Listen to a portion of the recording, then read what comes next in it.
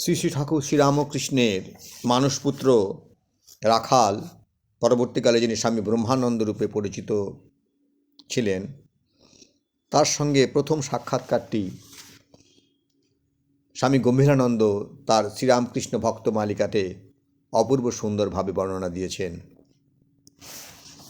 আলোচ্য দিনে প্রতীক্ষমান শুদ্ধ সত্য মানসপুত্র রাখালের আগমনের প্রাক্কালে ঠাকুর ভাবচক্ষে দেখিলেন গঙ্গাবক্ষে সহসা শতদল পদ্ম বিকশিত হইয়াছে।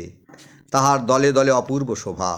চিরকিশোর রাখাল রাজ শ্রীকৃষ্ণের করধারণ করিয়া অপর একটি অনুরূপ বালক নূপুর পায়ে শতদলের উপর নৃত্য করিতেছে। নৃত্যের অপূর্ব ছন্দে মাধুর্য সিন্ধু উথুলিয়া উঠিতেছে। দেখিতে দেখিতে শ্রীরামকৃষ্ণ আত্মহারা হইলেন। ঠিক সেই মুহূর্তে সম্মুখে আবির্ভূত হইলেন রাখালচন্দ্র।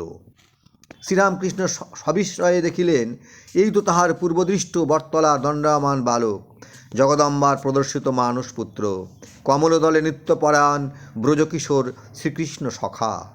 তিনি সব দেখিলেন, সব বুঝিলেন, কিন্তু সপ্রতিষ্ঠিত মহামানব বাহিরে কোনো আবেগ উচ্ছ্বাস প্রকাশ করিলেন না। গম্ভীরভাবে এক দৃষ্টে রাখালকে নিরীক্ষণ করিয়া সঙ্গী মনমোহনকে বলিলেন, সুন্দর আধার। অতঃপর অতি পরিচিতের ন্যায় তাহার সহিত স্নেহ সম্ভাষণ আরম্ভ করিলেন। তোমার নামটি কি? শ্রী রাখালচন্দ্র ঘোষ। রাখাল শব্দ শ্রবণে ভাবাবিষ্ট ঠাকুরের গদগদ কণ্ঠে উচ্চারিত হইল, সেই নাম রাখাল, ব্রজের রাখাল। পরে কিঞ্চিৎ প্রকৃতিস্থ হইয়া সাদর বলিলেন, আবার এসো। এদিকে প্রথম দর্শনেই রাখালের অন্তরে বিদ্যুৎ চমকের মতো কি এক উচ্ছ্বাস খেলিয়া গেল। তাহার সমস্ত দেহ মন প্রাণ এককালে এই পরম পুরুষের প্রতি নিবিড় আবেশে আকৃষ্ট হইল। তিনি মনে মনে ভাবিলেন, ইনি কে?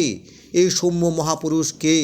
ইহার অনিমেষ দৃষ্টিতে যে দিব্য মাধুরী খেলিয়া বেড়াইতেছে, উহা তো ইহলোকের নয়।